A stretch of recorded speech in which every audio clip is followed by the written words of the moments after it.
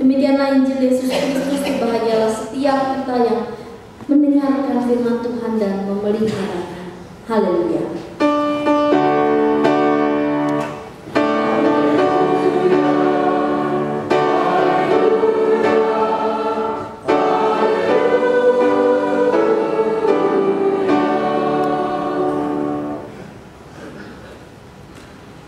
Bapak Ibu Saudara, coba perhatikan sekeliling Bapak Ibu. Tatap wajahnya, berikan senyum dan salam kepada orang-orang itu. Kanan, kiri, depan, belakang, tidak usah yang terlalu jauh, yang terdekat saja.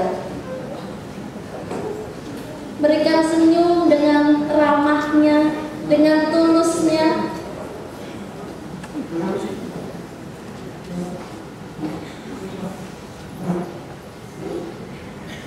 Ya, terima kasih. Bapak Ibu, apa yang dirasakan saat Bapak Ibu memberikan senyuman itu, saat Bapak Ibu memberikan salam yang dengan tulus hati? Apa yang Bapak Ibu rasakan? Senang? Apa Bapak Ibu? Gembira? Lega kali ya, bisa gerak-gerak sedikit gitu ya. Iya, Bapak Ibu, saya mau nanya lagi. Bapak Ibu kok malu sih saya suruh-suruh? Kenapa Bapak Ibu tadi langsung melakukannya? Langsung merespon gitu ya? Apa karena saya lagi di sini gitu, jadi Bapak Ibu nurut gitu ya? Lain lagi kalau saya tiba-tiba di situ dan saya tiba-tiba teriak lalu nurut gitu, mungkin beda gitu ya. Bapak Ibu, sebetulnya saat tadi saya mengucapkan lihatlah dan berikan senyum dan berikan salam, dan Bapak Ibu melakukannya, bukankah itu sebuah keputusan yang diambil dan sangat cepat, tapi itu sebuah keputusan dari pilihan yang sebetulnya ada juga pilihan, ada juga perasaan yang enggak lah, ngapain males, enggak ngapain, enggak kenal. Pilihan datang dan saat itu kita dituntut untuk mengambil keputusan. Tema kita pada hari ini adalah memilih kehidupan. Lagi-lagi kita disuruh untuk memilih. Lagi-lagi kita diajak untuk mengambil keputusan. Dan soal memilih ini Bapak Ibu menjadi soal yang gampang-gampang susah ya. Kalau kita disuruh milih hari ini mau makan apa, mungkin kalau sekali dua kali gampang ya, lagi pengennya apa. Tapi kalau tiap hari ditanya terus, susah juga lama-lama kan jawabnya. Kemarin udah makan itu, sekarang makan ini. Dan ibu-ibu nih pasti kadang-kadang kalau di pasar bingung nih, mau belanja apa ya hari ini. Bosen mau makan ayam, bosen makan ikan, bosen udah makan tempe aja deh. Susah dalam mengambil pilihan tuh bisa terjadi dalam kehidupan kita. Atau mungkin kalau kita sudah dekat nih ke pilkada, ya pilgub DKI Jakarta atau juga kota-kota lainnya, siapa yang mau kita pilih? Orang seperti apa yang mau kita pilih? Mungkin bagi sebagian orang pilgub DKI Jakarta ini sulit gitu ya. Hatinya berkata lain, tetapi ajakan-ajakan orang sekitarnya, ajakan-ajakan kelompoknya berbeda lagi. Pilihan-pilihan hadir dari hal terkecil sampai hal terluas dalam kehidupan kita. Dan Bapak Ibu, ketika kita memilih kehidupan seperti yang diajak kepada kita hari ini, dibutuhkan, bahkan sangat dibutuhkan adalah kekuatan hati kita. Bagaimana kita mau betul-betul berkomitmen ketika kita memutuskan untuk saya memilih untuk berlaku seperti ini. Yang dikatakan di dalam nas pembuka tadi dari Efesus pasal 5 adalah jangan jadi orang bebal, jadilah orang yang arif, jadilah orang yang menggunakan waktu yang ada dengan sebaik-baiknya, jadilah orang yang selalu berusaha mencari mengerti kehendak Tuhan, selalu berusaha menjadi orang yang aktif, menjadi orang yang mau terus berkembang dan berubah untuk lebih baik. Bapak Ibu Saudara yang terkasih dalam Tuhan Yesus Kristus, Kristus, bacaan pertama pada hari ini dari kitab Ulangan menceritakan bagaimana bangsa Israel saat itu yang sudah sekian lama dipimpin oleh Musa, saat itu diberikan sebuah pilihan oleh Musa. Musa mengatakan, "Ingatlah, aku menghadapkan kepadamu pada hari ini kehidupan dan keberuntungan, kematian dan kecelakaan. Mana yang mau kamu pilih?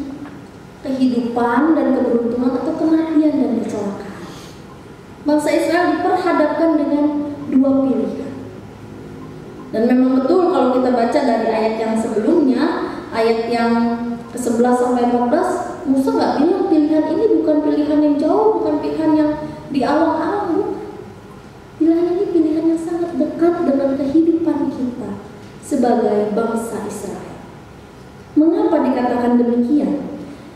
Musa mengatakan kemudian pada ayat yang ke-16 dan seterusnya, "Karena pada hari ini aku memerintahkan kepadamu untuk mengasihi Tuhan Allahmu dengan hidup menurut jalan yang ditunjukkannya, berpegang pada perintah, ketetapan dan peraturannya, supaya engkau hidup dan bertambah banyak dan diberkati oleh Tuhan Allahmu di negeri kemana engkau masuk untuk mendudukinya." Negeri kemana engkau masuk untuk mendudukinya. Bapak Ibu, kita tentu tahu bagaimana bangsa Israel yang sangat merindukan tanah perjanjian, sangat merindukan diwujudkannya janji Allah itu, bahwa mereka bisa masuk ke tanah perjanjian. Dan ketika Musa mengatakan hal itu, tentu bangsa Israel jadi, wah, hadiahnya itu tuh, hadiahnya kita bisa masuk, kita bisa lanjut umur kita di sana, kita bisa hidup di sana. Dan maka mereka memilih untuk kehidupan dan keberuntungan. Mereka memilih untuk mau, oke deh, kami mau untuk hidup menurut jalan yang ditunjukkan Allah. Kami mau hidup dengan berpegang pada perintah, dengan berpegang pada ketetapan Allah. Bangsa Israel memilih kehidupan dan keberuntungan. Tapi satu yang mau kita lihat, ketika itu Allah sebetulnya tidak memaksa mereka. Allah membebaskan mereka melalui Musa. Musa gak memaksa, pilih yang ini ya, harus yang ini ya. Tidak. Musa memberi kebebasan, ini loh ada dua, pilihlah yang mana kamu mau. Dan bangsa Israel memilih itu.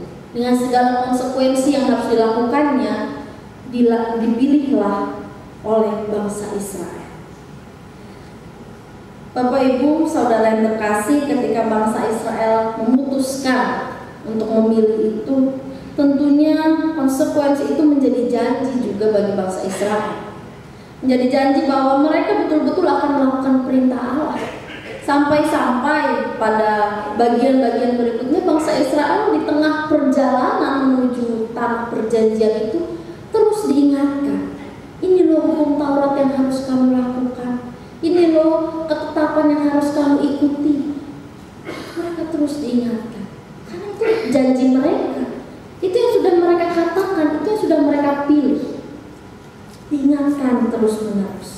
Dan berbicara soal janji, Bapak Ibu, kalau kita mau mengingat kembali, mungkin 10 tahun yang lalu, mungkin beberapa puluh tahun yang lalu, ketika kita menerima baptisan dewasa ataupun kita mengaku percaya, kita disidi, gitu ya kalau dibilang.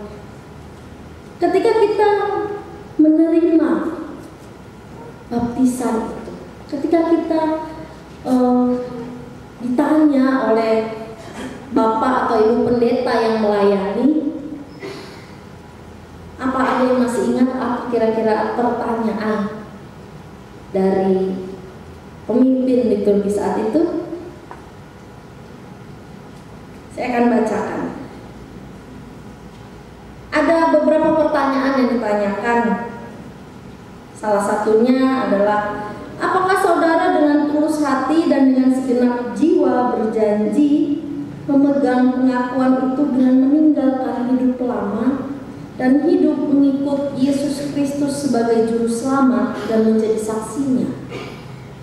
Kemudian yang kedua, apakah saudara dengan sungguh-sungguh ingin menjadi anggota gereja Tuhan dan bersedia menerima tugas pengutusannya, yaitu dengan setia mengambil bagian dalam mewujudkan persekutuan serta melaksanakan pelayanan dan kesaksian?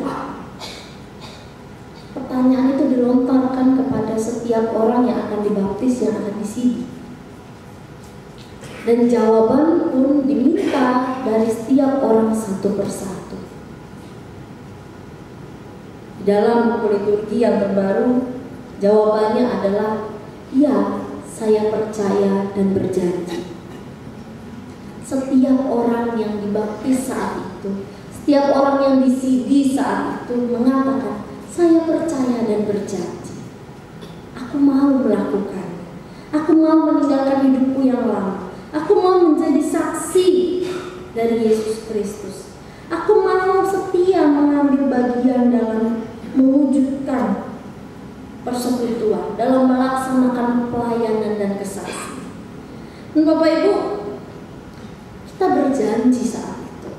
Kita berjanji untuk melakukan hal itu.